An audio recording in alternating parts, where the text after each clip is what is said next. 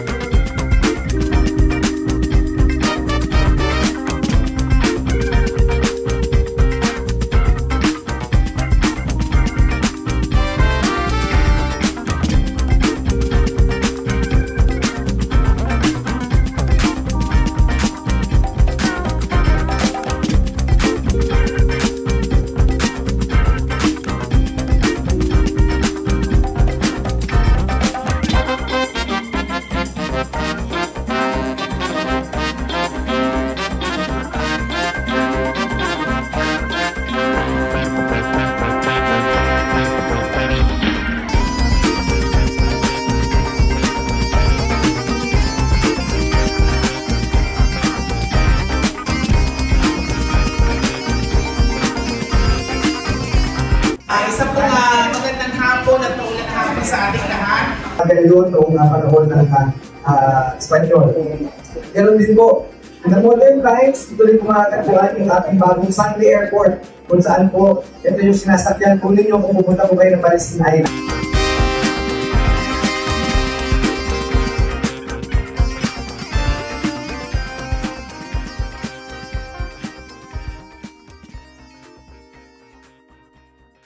Sobra yung curiosity ko about what we can offer for our, not only for our tourists, but also for the general public.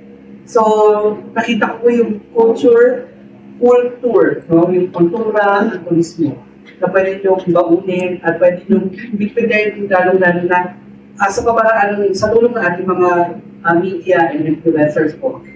Good afternoon, Mayor. Question ko po, no? So, ang alam ko lang kasi yung Regada Festival, tsaka yung Segunda de la Reina, tama ba? Parang yun yung mga celebration, mga fiesta or festival. Meron ba bang iba pang pwede naming malaman kung may mga upcoming kayong events like this na after the Regada?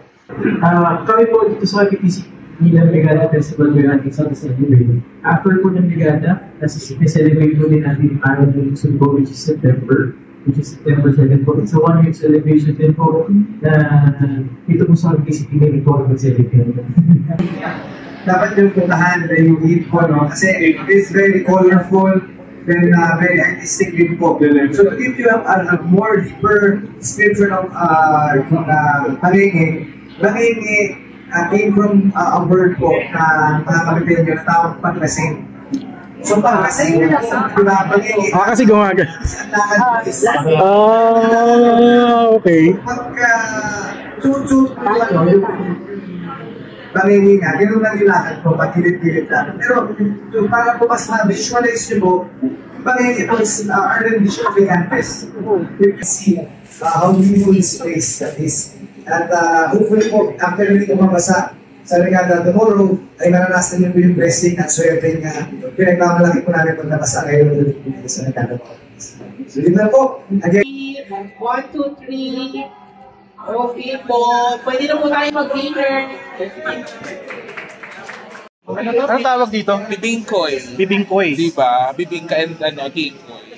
Bibingka and tikoy. Kare-kare. Tapos nilalagyan ng ano nga yung nilalagay ko yun? Ano nga yung Niyog. nilalagay? Yeah. Niyog? Kata. Parang gano'n. Kata. Parang ito. Sarap ito. Kilawing papaya. Oh my God. Pansit pusit. Oh my God. Paborito ko to. Shucks. Nalo. Grabe.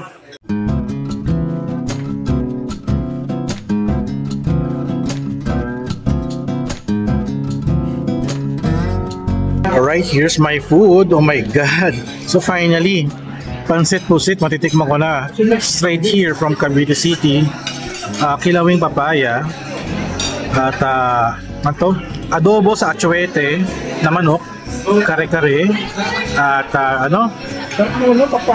bibingkoy. Parang bibingka na tikoy. Ayan. So sabi nila ni Vice Mayor, kapartner daw ng kare-kare is yung kanilang kilawin na papaya. So titikman natin yan kung anong lasa niya. So matikman yung pansit pusit kaagad.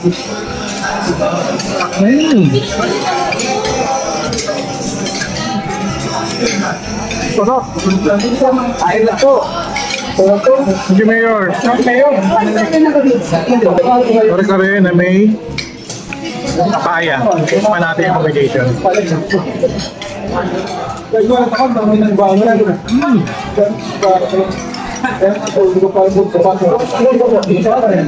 Ang sarap pero hindi ako sanay. Wala ka pa. Kain ka lang yung papaya, masarap na.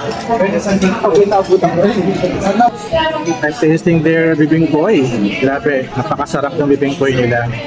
I think parang similar siya na tikman ko dun sa Marugundon, but yung version nila dito iba. May parang gata. Sarap, grabe. Parang may ube na ewan. Punta daw tayo after 5 minutes. Ay, mga 5 minutes, okay lang na kayo. Tour na kami. Punta daw tayo yung search.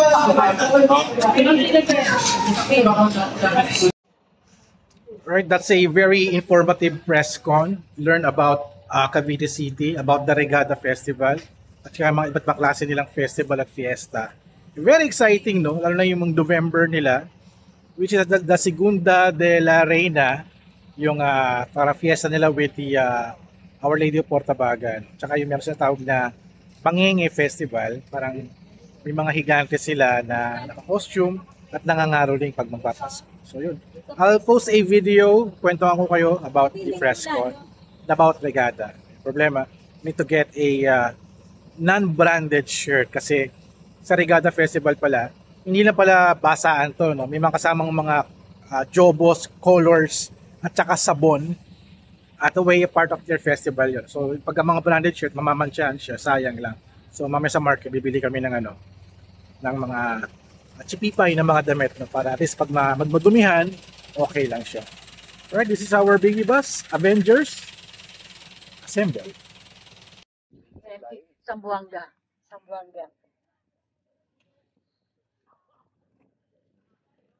We have one building. We have 8 churches inside the base, on the side of the base. And the most on the north side, the west side is San Ermita de Portabaga. We have one replica at the sa Monte Park. Makikita po natin pag dumaan tayo doon. Regatta Festival!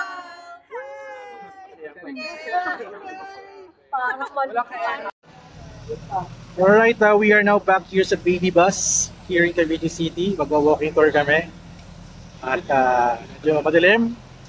Medyo maliwanag naman. Medyo hindi siya makuha sa camera. So, ayan.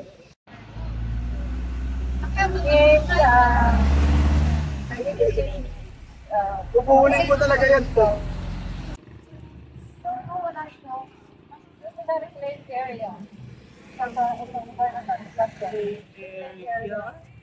Wooden bridge. And yung part na yon, yun ang pinaka-gate ng Cavite Puerto. So from here hanggang doon sa loob ng base, yun ang community po ng Cavite Puerto. Shout out kay Aldrich. Alam ko dito ko nagbablog sa area na to Nakikita ko sa mga live stream mo Ito nga ba? Rosary area. Religious talaga ang mga associate nila yung mga boya sa rosary. Ay, nabato nung araw. Tisa. Parang chok. Chok siya. Pero unlike the tisa before na talaga siyang matibay na matibay at saka malalaki. Ito hindi na. Ito semento yung tisa daw nung araw ay ang pinagdidikit nila ay Itlog? puti ng itlog. Oh, yung itlog. Ito ginagamit sa pasimbahan, di ba? Puti na. Puti ng itlog. Patibay yun. Matibay talaga.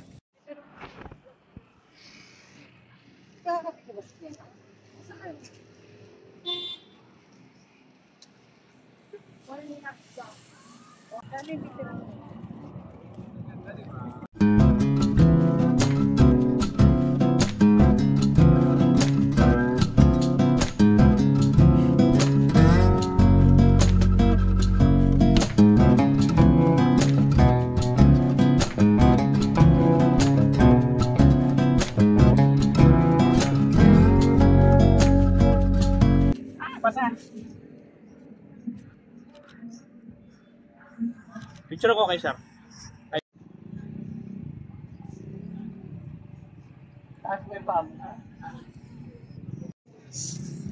So we're just enjoying walking around here, taking some photos. Very maganda yung vibe. Kaso medyo parang aambon siya. So pumunta kami sa parang food stop. Kakain yata kami. Shopping na yun, shopping yata. Shopping.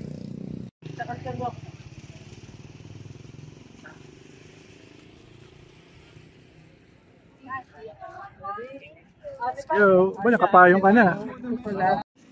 Tabo tayo sa harapan. May sarapan.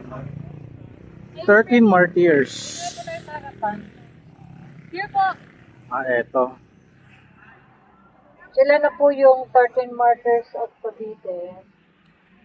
They were killed at Plaza de Armas. Inside the base po yan. Doon po sa Fort San Felipe. So, 10 years after they were Fort San Felipe. Pinatay sila September 12, 1896. And naitayo po ang monumento na 1906. At Tipunero talaga. And because of the Marites nung araw. Namarites sila. False accusation. False accusation nung mananahi nung asawa nung general ng Kastila. Nagturuan na. Sino-sino yun. Ito ba parang nagtuturo na mayroong saklot na gano'n? Hindi ba iba pa yun? Panahapon po yun. Paano pa nakapon yun? Okay. Makapili. Kaya sinasabi lang nilang pangalan. Ay, okay lang. Sir, gusto, full body ka ba, sir? Hindi, half body. Half body. Kaya, okay. Turista.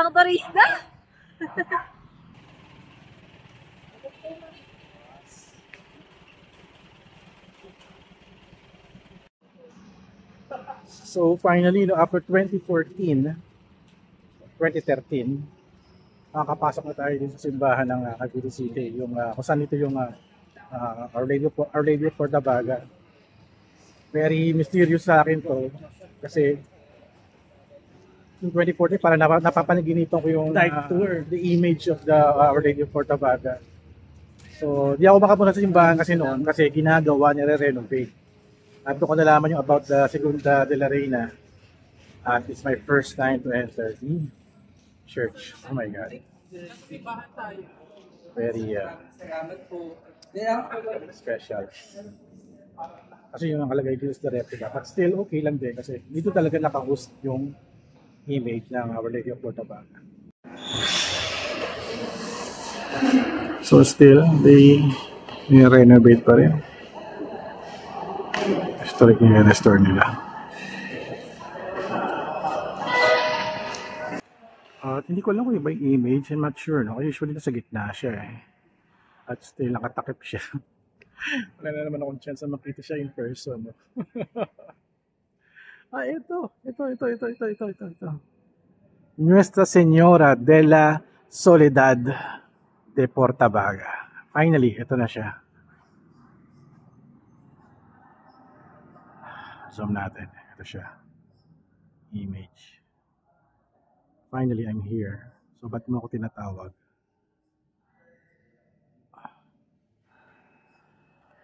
Yes, this is the sign na talagang babalik talaga ako dito.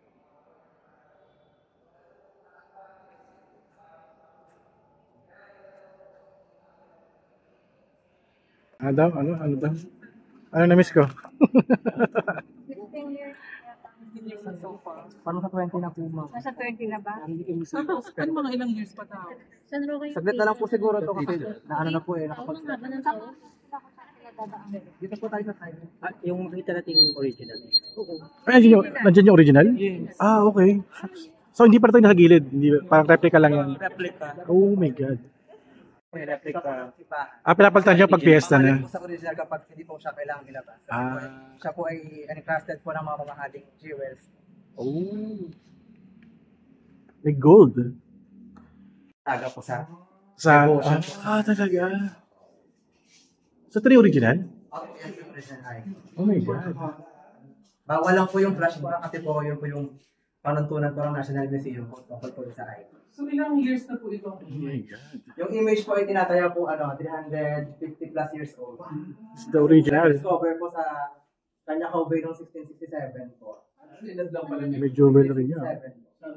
Contract sa Canyacao Bay po sa Portabaga. Kaya po kinabit po sa kanya yung title na De Portabaga. Ang original po sa title niya hanggang Soledad lang po. So kinabit po yung De Portabaga para po makilala yung kung saan po siya nagpakita.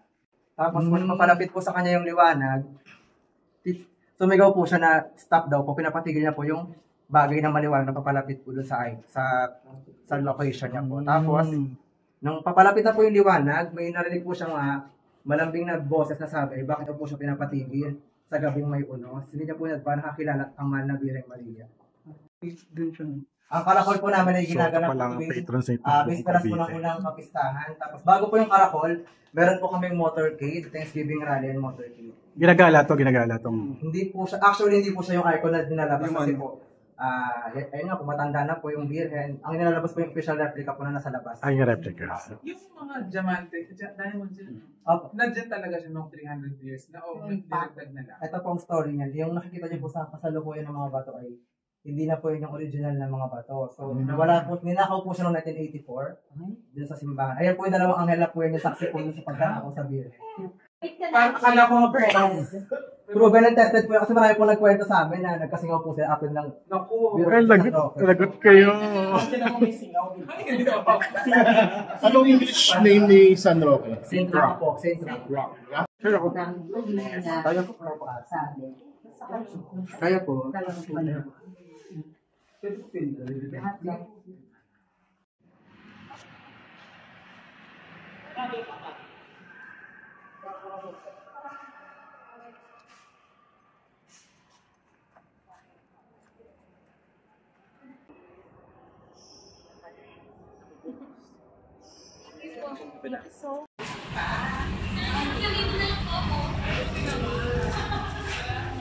Wow.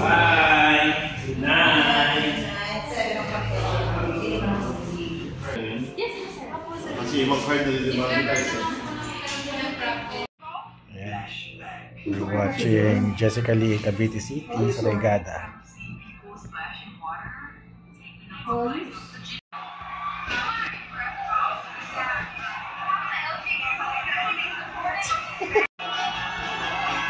Grabe! Oh my gulay! Ganun lakas ng tubig dun ah. Pwede nga iPhone? Oo, iPhone.